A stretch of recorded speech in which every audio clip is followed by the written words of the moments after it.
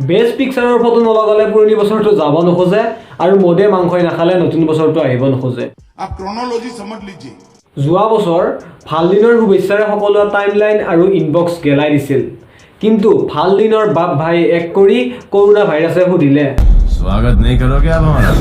2020 চনৰ অফিচিয়েল কেলেণ্ডাৰখন হ'ল এনেকুৱা: জানুৱাৰী, ফেব্ৰুৱাৰী, মাৰ্চ, লকডাউন আৰু ডিচেম্বৰ। মোদী হ্যায় তো মুমকিন হ্যায়। লকডাউনত অফিচ কাছাৰী স্কুল কলেজ বন্ধ হ'লেও মানুহৰ খোৱা লোৱা মোটা হগা বন্ধ হোৱা নাছিল আৰু ছ'চিয়েল মিডিয়াত যোৱা কেইবছৰৰ দৰে এইবাৰো বহু লোকে বিভিন্ন ধৰণে হাগিলে। আৰু আজি আমি কথা পাতিম 2020 চনত কোনে কেনেকৈ হাগিলে। জানুৱাৰী মাহত অসম ক্ৰিকেট এছ'চিয়েশ্যনে সংগ্ৰামৰ নিকৃষ্ট উদাহৰণ দাঙি ধৰিলে। আপুনি মন কৰিলে যে গোটেই দৰ্শকে মোবাইল জ্বলাই দিছিলে এটা সময়ত, কিহৰ কাৰণে? চবৰ এটা আশা হৈছিলে যে মোবাইলৰ পৰা অলপ পোহৰ হওক, অলপ হিট ৰেডিয়েট হওক, যাতে ফিল্ডখন শুকে।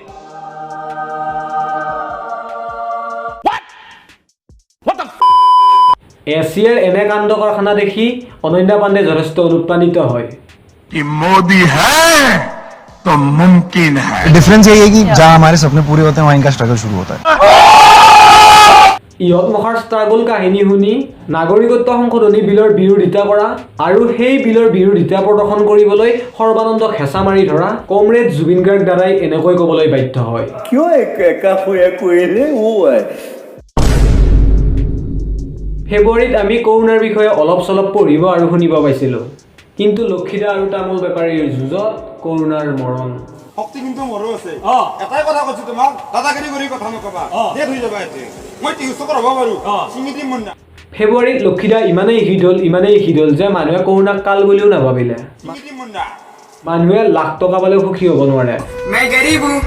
আৰু আনফালে 350 টকা ইনকাম কৰিয়েই কোটিটকীয়া হাঁহি মৰা চুনু ভাইৰেল হ'ল ফেব্ৰুৱাৰীত।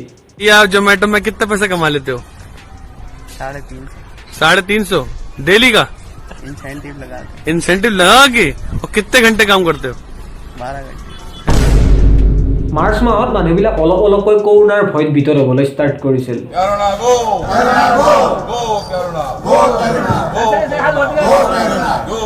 আৰু মাৰ্চ মাহতেই ভাইৰেল হৈছিল বয়ফ্ৰেণ্ডৰ মাথা গৰম কৰা সৰ্বজন বিদিত সাৰ্বজনীন বাক্য তথা ডাইলগ, ভালটো মই তোমাকে পাওঁ, but he is my best friend ন।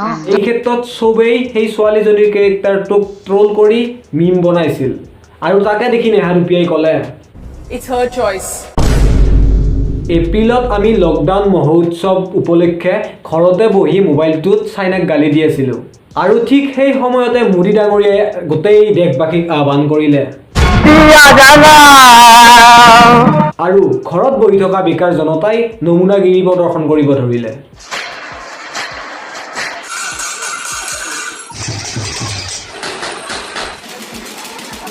গোটেই দেশবাসীয়ে কাঁহী বাতি আদি বজাই নমুনা প্ৰদৰ্শন কৰি থকা সময়তে আমাৰ বৈদেহী বাইদেৱে দাঙি ধৰিলে এক উৎকৃষ্ট মানদণ্ডৰ নমুনা। মাৰ্ভেলৰ মোৰ ফেভৰেট কেৰেক্টাৰ একুৱামেন।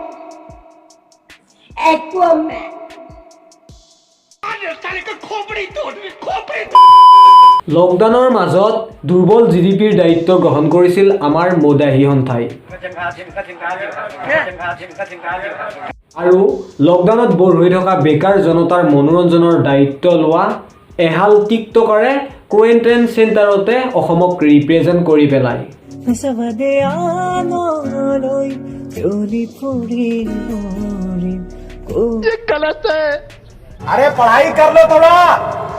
আৰু মে' মাহতেই সংঘটিত হয় মহাভাৰততকৈও ডাঙৰ যুদ্ধখন।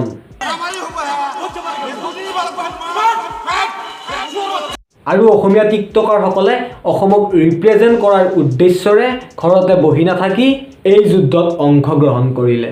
চিনি পোৱাই নাই মই কোন, তই মোক চিনি পোৱাই নাই, মই চিলিম ফেটি, য'ত বাহালো তাত ফেটি খাবে বাহালো। সেয়া চা নেউলো সগুনো, মোৰ লগত পাংগা মানে নাংগা চবে জানে, তই মোক নাজানে নেকি? তই পাংগা লৈ নাংগা। জুন মাহত অসমৰ কৃষি মন্ত্ৰী ডাঙৰীয়া আৰু নেপালৰ প্ৰধানমন্ত্ৰী ডাঙৰীয়াক বৈধ ট্ৰল কৰা হয়।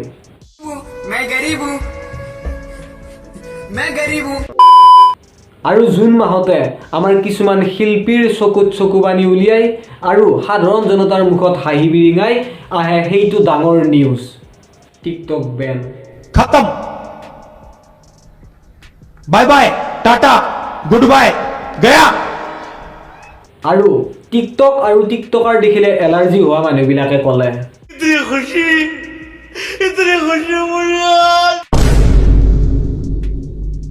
জুলাই মাহত ভাইৰেল হয় শুকুৰালি He is the Narendra Modi. He is a politics. No COVID-19 of India.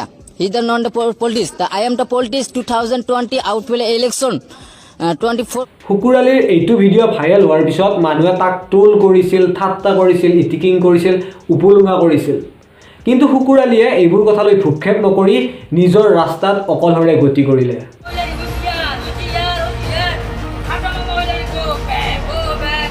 অত্যন্ত আত্মবিশ্বাস আৰু নিজৰ কামৰ প্ৰতি থকা নিষ্ঠাৰ বাবে আজি শুকুৰালিয়ে লাভ কৰিলে এই স্থান मोदी है तो मुमकिन है আৰু যিসকল মোৰ নিচিনা বেকাৰে শুকুৰালিক হাঁহিছিল তেওঁলোকক ৰাকুদাৰ ভাষাৰে এষাৰ কথা ক'ব বিচাৰোঁ I have something, but Kirimetiri has nothing. But something is better than nothing. আগষ্টত ভাইৰেল হয় এটা ভিডিঅ' তথা এটা গান তথা এটা ডাইলগ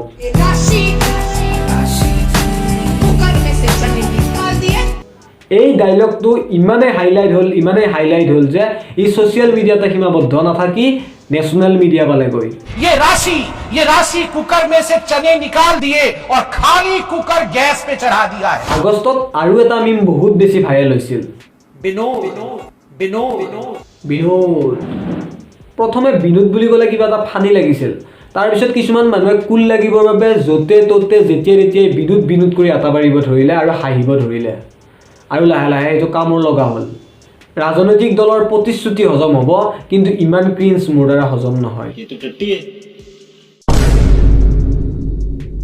ছেপ্টেম্বৰ হ'ল IPLৰ বতৰ মুম্বাই ইণ্ডিয়ানছে ট্ৰফি আৰু ফাইনেল জিকিলে আৰু ৰোহিত শৰ্মাই প্ৰমাণ কৰিলে যে পেট আৰু প্ৰতিভা কেতিয়াও লুকাই নাথাকে खाना है खा लो घी पीना है पी लो आनंद से जी लो ছেপ্টেম্বৰত যে কেৱল RCB ফেনেই কান্দিছিল এনে নহয় এটা গেলটাক মাৰা চলি আছিল মৰম লগা চলি এটা যিয়ে কান্দি বহুকেইজন শিশু বিশেষজ্ঞ তথা চাইল্ড এক্সপাৰ্টৰ জন্ম দি দিছিল সেইকাৰণে পাপাই তোমাৰ লগত বিয়া পাতিলে চবে বিয়া পাতি চবৰে বাচ্চা হৈ গ'ল লেকিন মই অকলে যদি ডাঙৰ হৈ যাওঁ পাজল কিউব ছল্ভ কৰাৰ বয়সত বাপে ঘৰ মাথা মৰা সেই চলিটোৰ অৰ্থহীন কথাত মানুহে বুদ্ধিমত্তা বিচাৰি পালে বিয়া নাপাতিলে চলি কেনেকৈ হ'ব বুলি প্ৰশ্ন কৰাটোত একো বুদ্ধিমত্তা স্মাৰ্ট হোৱা একো সেই তেনেকুৱা কথা নাই ৰিপ্ৰডাকশ্যনৰ পাঠটো আমি পেছেট ঘৰতো শিকিছিলোঁ মেইন কথাটো হ'ল ফিজিক্স কেমেষ্ট্ৰি মেথছত কিছুমানে সেই ল'ৰাটোৰ কথা বতৰাত বুদ্ধিমত্তা বিচাৰি পালে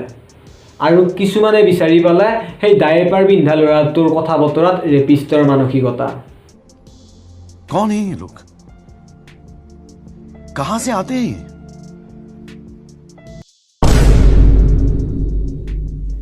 অক্টোবৰত অসমৰ মাটিয়ে বতাহে ধূলিয়ে বালিয়ে গুঞ্জৰিত হ'ল কেৱল এটাই হাঁহি আৰু সেই হাঁহিত বিলীন হৈ গ'ল গোটেই অসমীয়া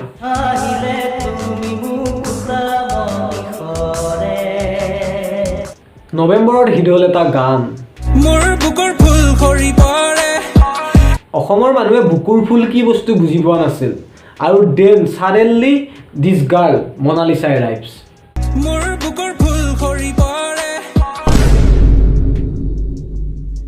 ডিচেম্বৰ বছৰৰ শেষ মাহ গোটেই গ্ৰহবাসীৰ মুখত কেৱল পিকনিকৰ পৰিকল্পনা মই হাগ্ৰামা মহিলাৰে কৈছো BTC ইলেকশ্যনৰ ৰিজাল্ট দিয়ক তোমাৰ ঘৰৰ সন্মুখতে বহি পিকনিক খাম কিনো কৰিবা চাওঁ আমি এই কথা শুনাৰ পিছত হাগ্ৰামাদেৱে ছ'চিয়েল মিডিয়াত হাংগামা লগাই দিলে নিৰামিষ মানুহ কিবা পিকনিক খাই থাকে আন্দা খায় না মদ খায় না কিবা খায় পিকনিকত মদ খায় আন্দা খায় মাছ মাংস খায় এইটো নিৰামিষত কিবা পিকনিক হয়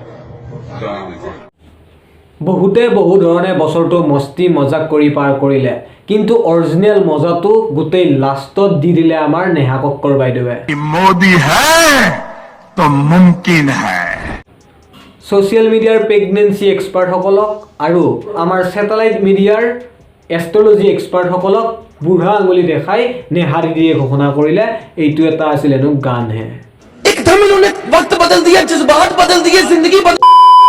আপোনালোকক 2020ৰ স্মৃতি সোঁৱৰাই দিয়াটো আছিল মোৰ দায়িত্ব আৰু আপোনালোকৰ দায়িত্ব হ'ল এই ভিডিঅ'টো শ্বেয়াৰ কৰি আপোনাৰ বন্ধুসকলক 2020ৰ স্মৃতিবিলাক সোঁৱৰাই দিয়াটো নতুন বছৰ বুলিবলৈনো কি আছে কিনো শুভেচ্ছা দিম কেলেণ্ডাৰখন সলনি হ'ব বাকী চৰকাৰৰ পৰা জনসাধাৰণলৈ চব একেই থাকিব বছৰ বাঢ়িব মানে বয়সো বাঢ়িব আৰু বয়স বাঢ়িব মানে সমস্যা বাঢ়িব মাথো এটাই প্ৰাৰ্থনা এটাই অনুৰোধ ষ্টে ছেফ জয় হিন্দ জয় অসম ধন্যবাদ